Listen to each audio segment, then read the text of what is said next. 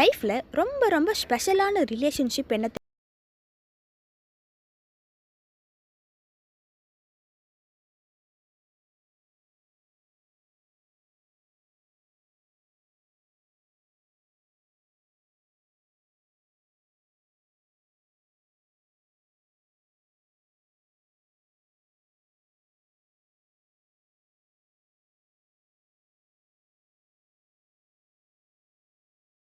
இப்படி தான் ட்ரெஸ் பண்ணணும், இந்த பொண்ணுக்கிட்ட பேசாத, இந்த பையன்கிட்ட பேசாத அப்படின்னு சொல்லி 1000 ரூல் போடுவாங்க.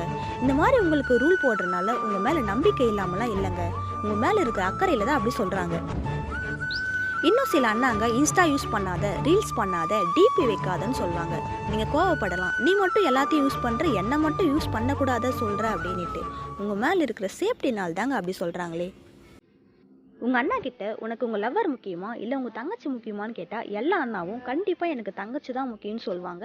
அந்த அளவுக்கு இந்த ரிலேஷன்ஷிப்பில் ரொம்ப ரொம்ப ஸ்ட்ராங்கான பாண்டிங் இருக்குது.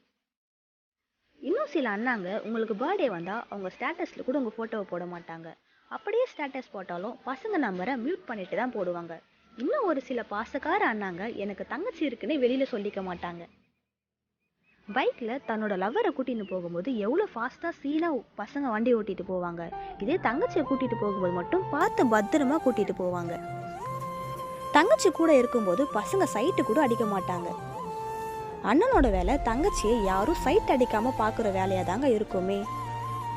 இன்னும் ஒரு சில பசங்க ஜாலியாக இருக்கிற வயசில் பசங்க என்ஜாய் பண்ணாமல் தன்னோட சிஸ்டரை படிக்க வைக்கணும், கல்யாணம் பண்ணி தரணும்னு இன்னும் ஓடிட்டே இருக்காங்க.